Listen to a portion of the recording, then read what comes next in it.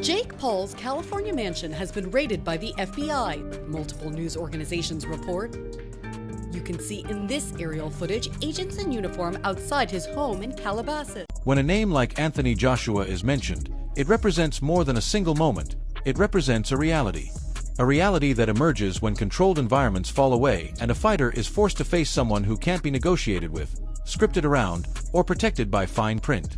At that level, true competition reveals weaknesses that no amount of marketing can hide forever. Jake Paul's attorney says he was out of state and not at his Calabasas home during that raid today. The FBI says they're investigating allegations of criminal acts for an incident that he's known for being in the public eye. But today, YouTube star Jake Paul is making headlines after an FBI raid at his home in Calabasas. Sky 5 was over the scene Wednesday morning as federal agents entered Paul's home in a gated community off Mulholland Highway. 24 feds, some in tactical gear, could be seen carrying evidence from the property, including several firearms. After the search, a SWAT team was seen leaving in a procession of law enforcement vehicles. The volatility of this narrative is what keeps viewers locked in. Every accusation sparks another clip, another interview, another denial, and eventually another breakdown. It becomes a feedback loop where doubt turns into entertainment, and controversy itself becomes the product, fueling attention, engagement, and non-stop debate across MMA and boxing media. From a pure AVD perspective, the story works because it blends fear, scandal, authority figures, and unresolved questions, pulling the audience forward with the promise that the next revelation will either confirm what they already believe or completely overturn the narrative they thought they understood. Right, because of the weight differences, the weight difference in there, I only know one man that'll do the weight difference like that, and that's the Bronze Bomber. You know, for me, in my opinion, I think it's scripted a little bit because, you know, of the weight difference, and, you know, Joshua is a former, you know, champion. And also, you know, he's current, he's active, you know, and this is going to be the first time that we see Paul, you know, fighting an active fighter. You know what I mean? We seen the Mike Tyson, that was all fun, that was cute, you know what I'm saying? It's fun and games and stuff, but now you're dealing with a real professional. At its core, this isn't just about Jake Paul as an individual. It reflects a broader cultural tension between traditional combat sports values and influencer-era promotion, where control, virality, and optics can outweigh the brutal honesty that once defined fighting at the highest level. Whether Jake Paul can ever escape this cloud of credibility won't be decided by speeches or clapbacks, but by choices. If future fights prioritize risk over safety, transparency over control, and real competition over spectacle, perception can change. But if the same patterns continue, the audience will conclude that the illusion, once cracked, was never real to begin with. Couple of hours, there's been some reports about an apparent leaked script. Have you seen this? Move on.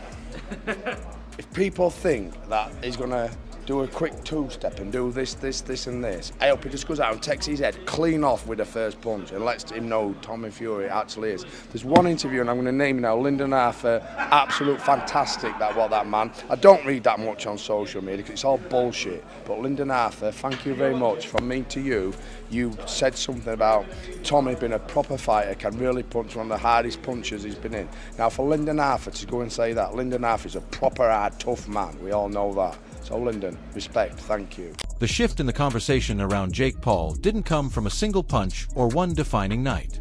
It came from a growing realization among boxing and MMA fans that spectacle, branding, and selective matchmaking had gradually replaced competitive purity.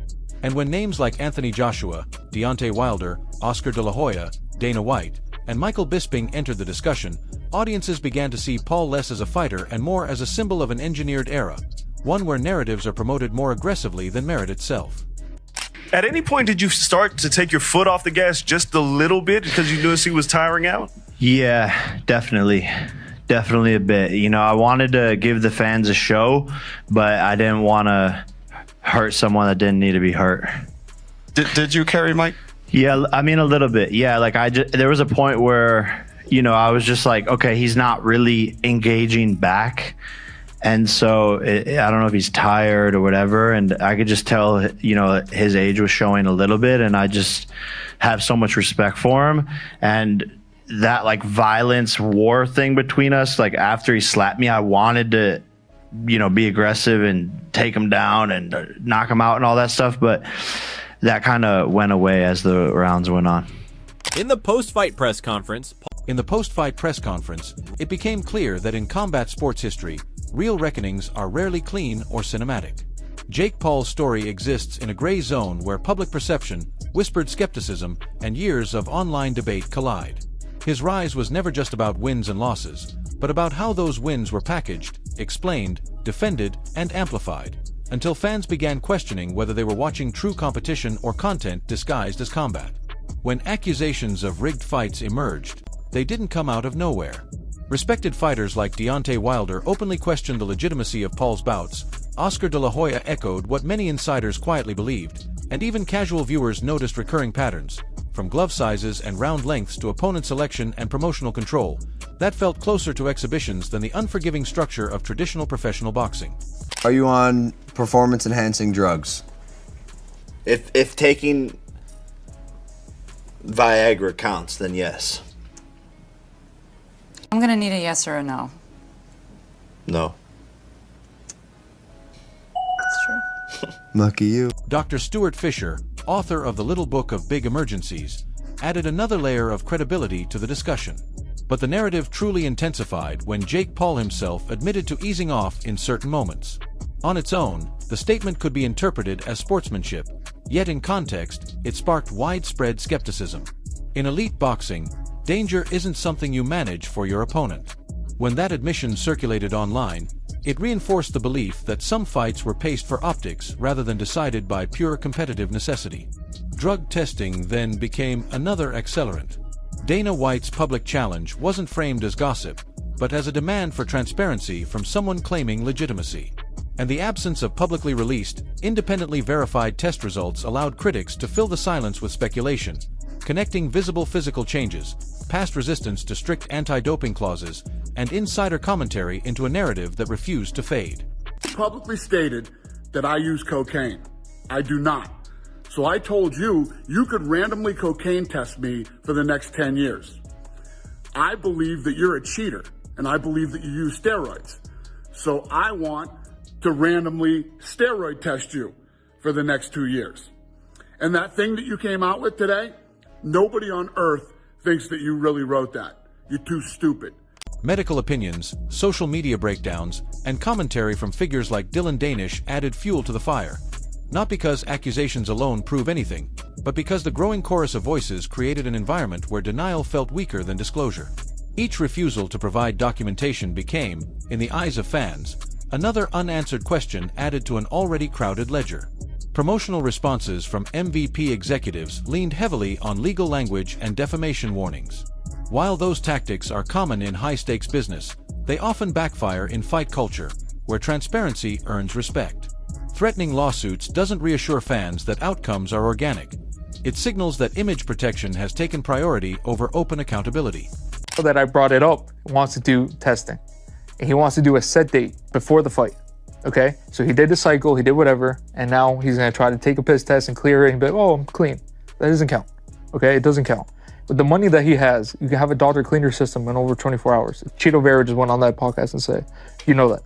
So him doing this is another scam that he does. He's a bullshit artist. He just lies. Everybody knows he's on juice.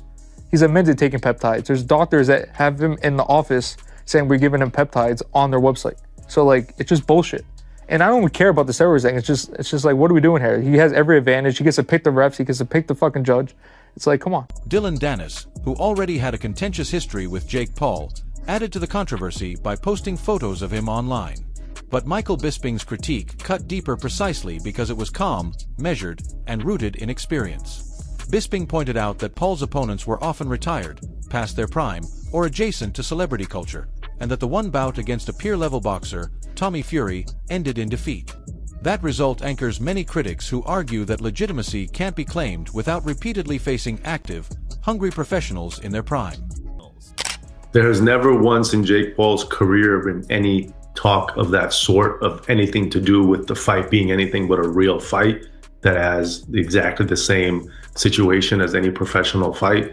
And that's exactly the same thing here for the Anthony Joshua fight. It's just beyond mind-blowing that people would think that. Anthony Joshua was on record saying that if he didn't finish him in the first round, that would be disappointing, that it would be a failure.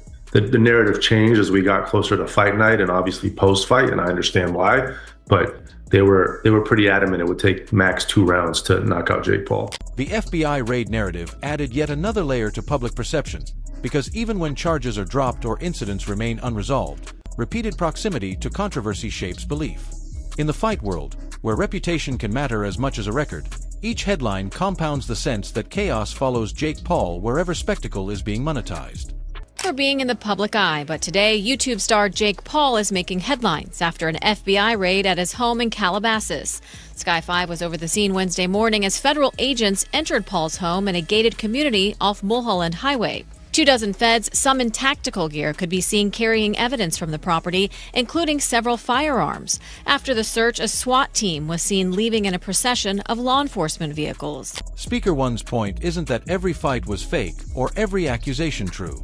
It's that the architecture surrounding Jake Paul's career feels meticulously engineered.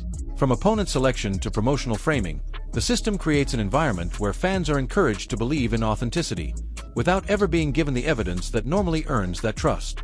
For Anthony Joshua, the stakes are profoundly human.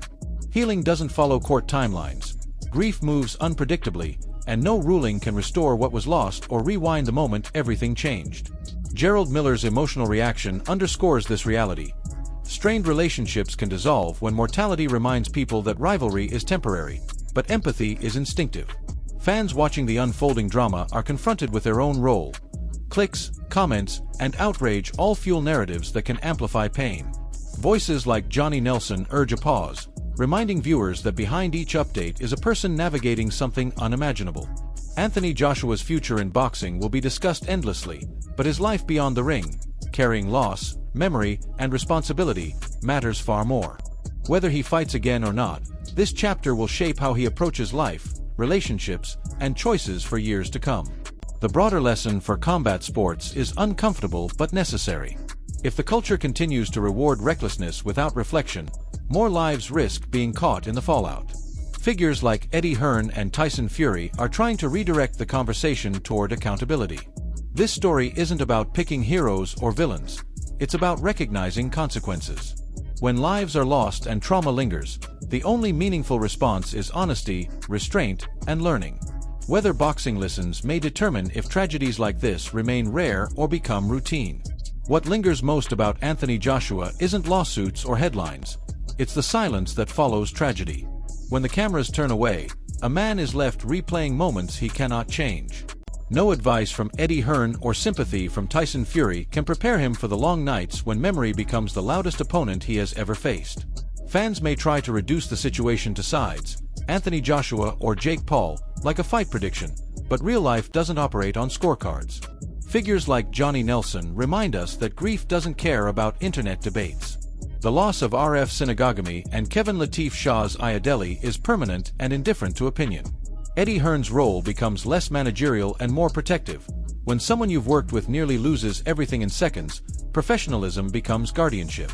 Tyson Fury's reaction resonates because he understands chaos intimately, knowing how fast triumph can flip into disaster. His warnings about families and loved ones are a reminder to the fight world that bravado cannot replace the fragility of real life. Experienced voices like Duke McKenzie and Johnny Nelson matter because their critiques of Jake Paul come from concern for the sport, not hype. They're frustrated by a culture where spectacle outruns responsibility, leaving people exposed to consequences they never signed up for. Anthony Joshua surviving while sitting in the back seat carries unbearable weight.